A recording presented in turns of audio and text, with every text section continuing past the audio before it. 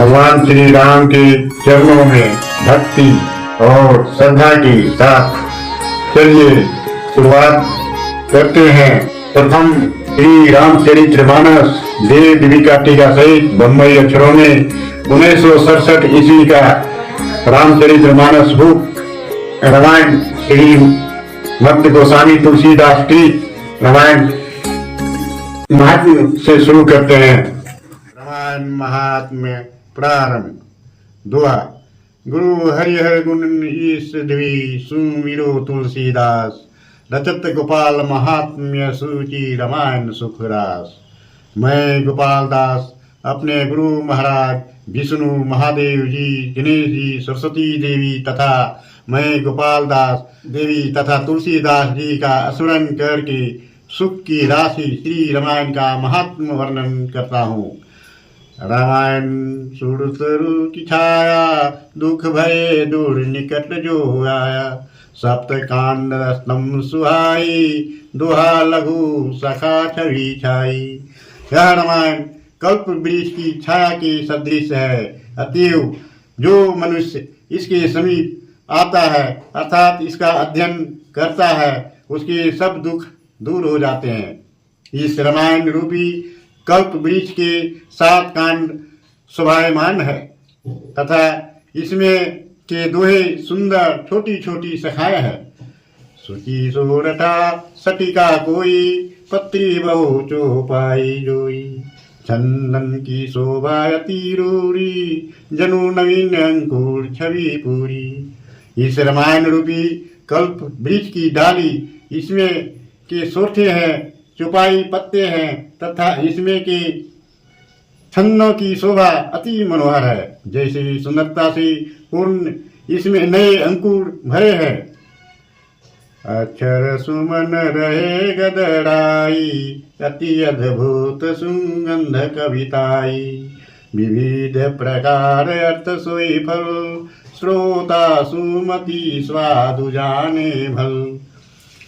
इस कल्प वृक्ष के फूले हुए फूल अक्षर है तथा कविता इन फूलों की विचित्र गंध है। नाना प्रकार के अर्थ इस वृक्ष के फल है, जिसका स्वाद बुद्धिमान श्रोतागण ही अच्छी तरह जाति। ज्ञान वैराग्य सरस रस, बीज दो है निर्गुण सगुण यस। प्रथम ही गाई सोई गाई जग हेतु गोसाई।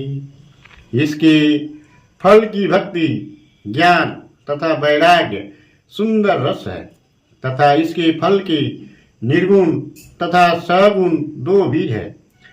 जिस कथा की ज्ञान वाक्य शून्य काक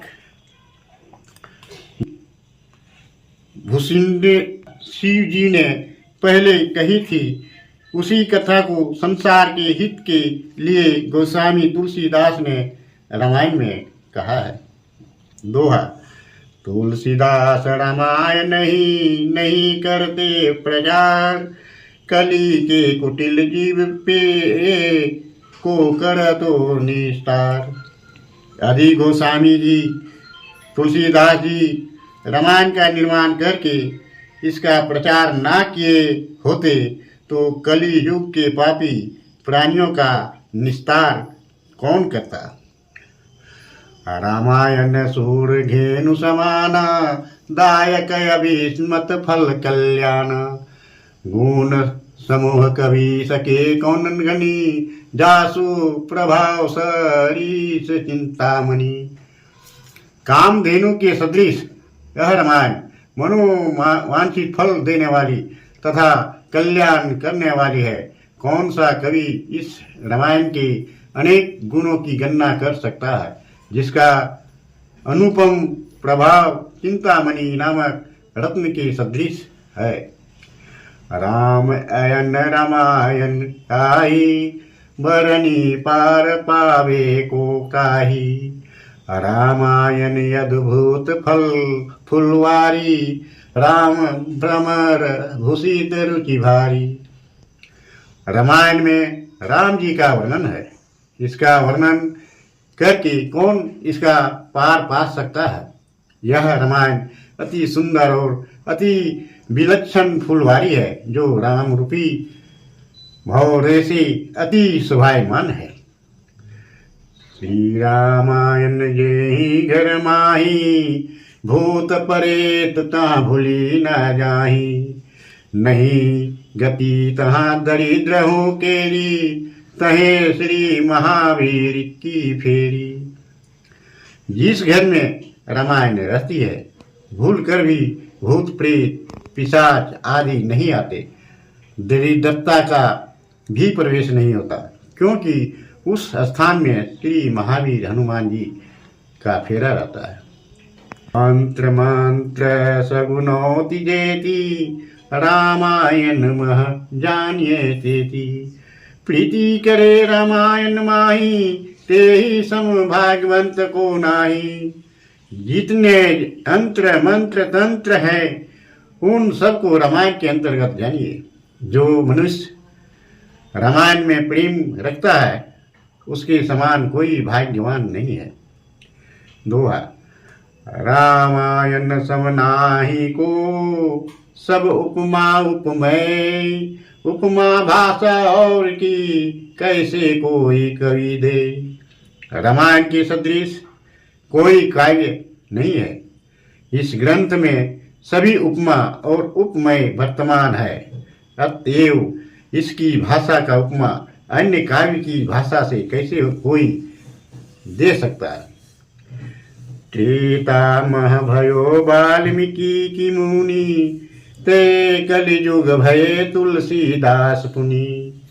सत करोड़ी रामायण भाषी, इन मति सार सुषम राखी। त्रेता युग में वाल्मीकि मुनि हुए, वही फिर से कली युग में तुलसीदास हुए। वाल्मीकि मुनि 100 करोड़ रामायण कही, इन्होंने मत कर तथा सार लेकर संक्षिप्त रूप में वर्णन किया। प्रथम कांड है बाल रसीला, जन्म विवाह राम की लीला। द्वितीय अयोध्या कांड प्रकाशा, पितु आज्ञा रघुवर वनवास। प्रथम बाल कांड में राम जी का जन्म, विवाह तथा उनकी रसीली लीला वर्णन की गई है।